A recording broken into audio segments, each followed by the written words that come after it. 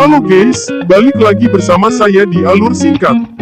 Kanal spesialis yang khusus membahas film-film Asia terbaik yang berisikan cewek-cewek Asia cantik dan seksi, cuy, mantep ya. Karena kalau bukan film Asia, bukan karamel popcorn. Kalau bukan cewek Asia seksi cangkul mencangkul di tandon air nih juga bukan karamel popcorn namanya ya.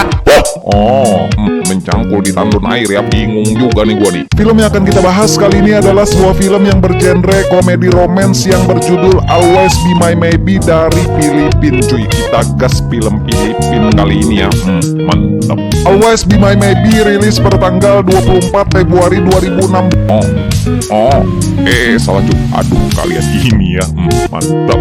Always Be My Maybe berkisah tentang pria tampan yang terlambat untuk melamar kekasihnya, yang dimana itu membuat hubungannya berakhir dengan perpisahan. Di masa kegalauannya selama 6 bulan, pria ini malah bertemu dengan seorang wanita cantik yang juga mempunyai nasib yang hampir sama dengannya. Mereka berdua pun akhirnya berteman dekat dan menaruh perasaan satu sama lain. Akan tetapi di tengah keuns-unsan persahabatannya mereka, ada gengsi yang menghadang, memanjat, menghalau, mengengrang di antara keduanya untuk mengakui perasaan mereka satu sama lain, cuy. Akankah teman dekat ini bisa menyampingkan ego mereka agar bisa bersatu? Penasaran gimana alur cerita dari film ini? Siapkan cemilan kalian, langsung aja dah kita gas ke pembahasannya, cuy. Niuk petai nakakomo, pelai hontoni pun merai.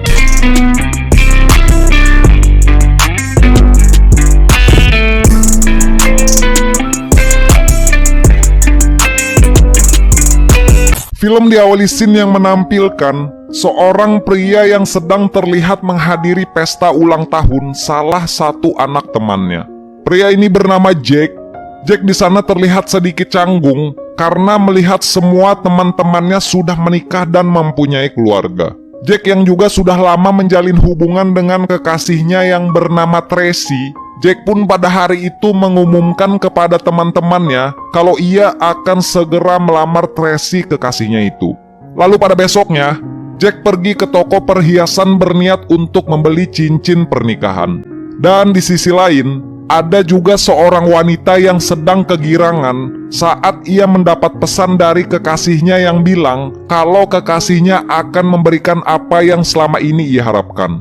Wanita ini bernama Christina Paraiso. Tina adalah seorang wanita yang berprofesi sebagai makeup artist yang mempunyai sifat yang sangat easygoing kepada orang-orang dan sangat ceria. Ia juga diceritakan kerap membuat video dan mengunggahnya di channel YouTube-nya. Tina yang menyangka kalau kekasihnya akan melamarnya, ia pun berangkat ke tempat pertemuan dengan perasaan senang dan sedikit gugup di dalam hati. Jack juga pada saat yang sama diperlihatkan sedang di perjalanan untuk melamar kekasihnya. Saat sudah sampai di tempat pertemuan, sambil memegang cincin lamaran, Jack pun bergegas berlutut dan langsung saja melamar Tracy, kekasihnya itu. Akan tetapi Tracy di sini bilang kalau Jack sudah terlambat 1 tahun dan Tracy sudah terlanjur menjalin sebuah hubungan dengan pria yang lain. Dan setelah meminta maaf, Tracy pun langsung pergi meninggalkan Jack di tempat itu.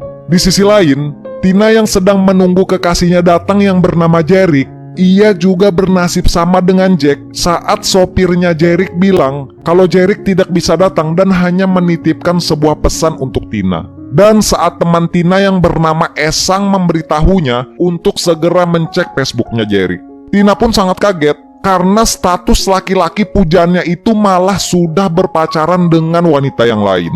Jack dan Tina pun sangat patah hati dan merasa kalau hari itu adalah hari terburuk bagi mereka berdua. Tina yang sedih karena dihianati oleh laki-laki yang ia sayangi, ia pun mencurahkan semua perasaannya lewat unggahan video di YouTube. Lalu scene berpindah 6 bulan kemudian, Tina yang berprofesi sebagai makeup artist, ia pun terlihat datang untuk bekerja menghadiri sebuah pemotretan di sebuah resort.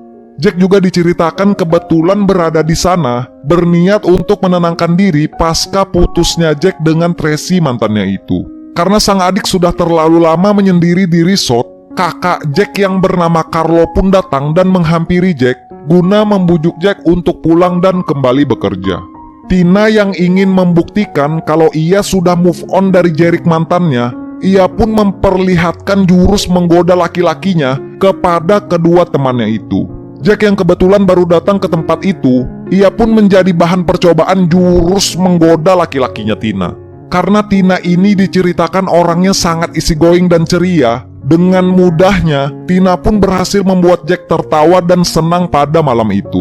Dan diceritakan, di momen itulah juga terungkap kalau Jack ini ternyata adalah pemilik dari resort itu. Mereka berdua pun minum-minum sambil memainkan sebuah permainan yang bernama Have You Ever. Dan saat hari sudah mulai terang dan sudah minum banyak, setelah selesai bercerita tentang pengalaman cinta mereka yang sama-sama menyakitkan, Jack dan Tina pun bertukar kontak dan membuat janji untuk bertemu kembali saat mereka sudah berada di Manila.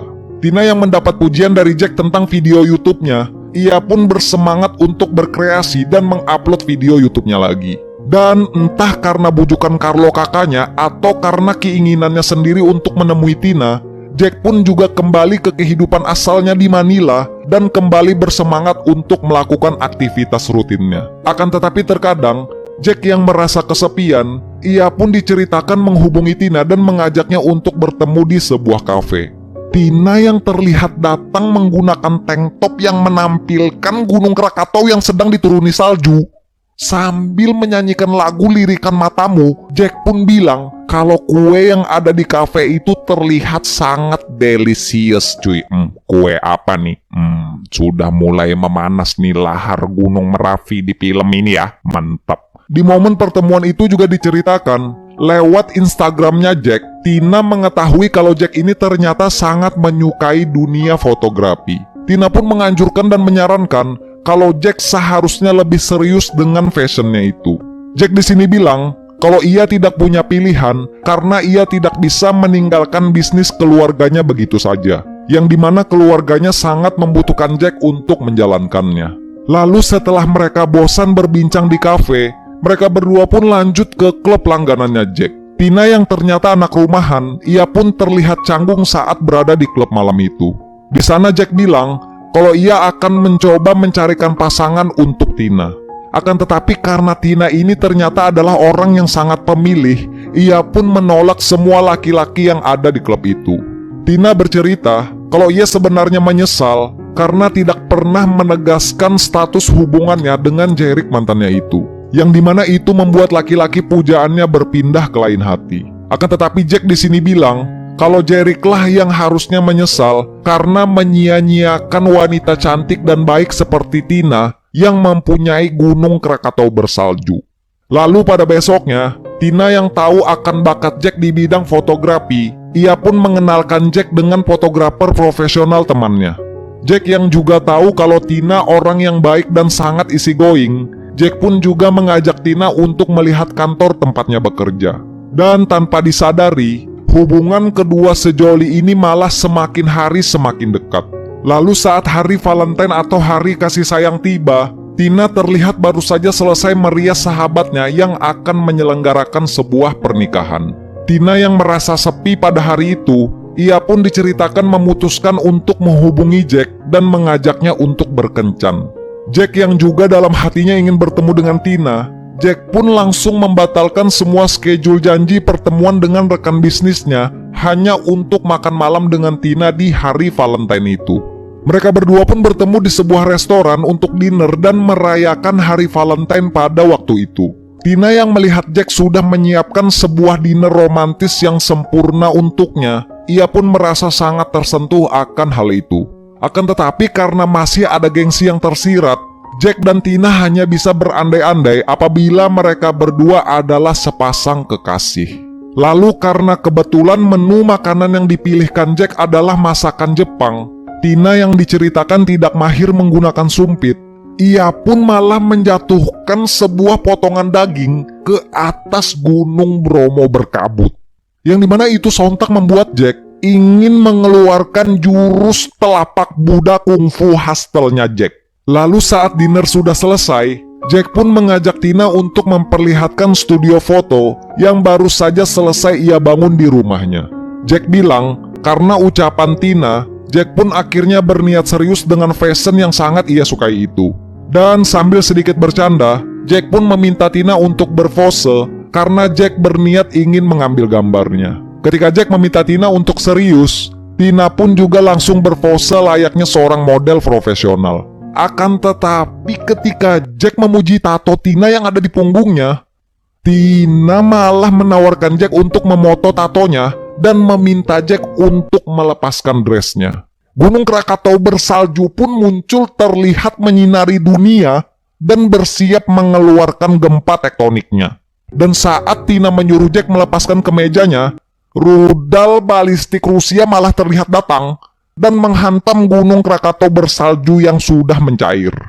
Mereka berdua pun langsung melakukan adegan keajaiban dunia yang sedikit mengagumkan terlihat di mata. Ini gue nih pantun apa gimana nih? Lalu setelah adegan lahar panas selesai, pada besoknya, saat menonton film di rumahnya Jack, kedua pengendali alam ini malah terlihat langsung melanjutkan ronde kedua, mencangkul gunung bebatuan di tebing jurang Himalaya. Dan setelah babak kedua berakhir di menit 90, Jack malah diceritakan mendapat pesan dari Tracy mantannya, yang dimana Tracy di sini bilang kalau ia sangat ingin bertemu dengan Jack. Lalu saat Jack datang menemui Tracy, di sini terlihat jelas ekspresi penyesalan di raut wajah mukanya Tracy. Jack yang tidak mau berbohong dengan Tina, Jack pun bilang kalau Tracy mantannya mengajaknya bertemu dan Jack sudah menemuinya. Tina yang merasa kalau hubungannya dengan Jack tidak mempunyai status yang jelas, ia pun hanya bisa memendam rasa jengkel, menyembunyikan cemburu di dalam hatinya, dan enggan memperlihatkannya karena gengsi. Tina pun hanya bisa menangis sedih saat ia curhat kepada kedua temannya. Di sini Tina sadar kalau hubungannya dengan Jack memang salah dari awal karena tidak adanya kejelasan status. Lalu scene berpindah memperlihatkan Jack yang sudah memutuskan untuk keluar dari bisnis keluarganya dan berniat beralih profesi untuk menjadi fotografer. Ayah Jack yang awalnya menyayangkan, ia pun pada akhirnya menerima keputusan Jack dengan baik. Karena Jack di sini bilang kalau ia sudah semakin bertambah usia dan Jack tidak mau melewatkan fashion atau hal yang ia senangi itu. Tina yang masih kesal dan cemburu dengan Jack, ia pun menghiraukan Jack dalam beberapa kurun waktu, dan Tina malah memutuskan untuk menerima permintaan Jerick yang mengajaknya untuk bertemu. Jack yang baru sadar akan kesalahannya, setelah meminta saran dari asistennya, Jack pun berniat meminta maaf dengan membawakan boneka beruang dan sebaket bunga untuk Tina. Akan tetapi ketika Jack sudah sampai di depan rumah Tina, Jack malah melihat Tina bersama Jerick mantannya sedang melakukan adegan menyosor bibir-bibir.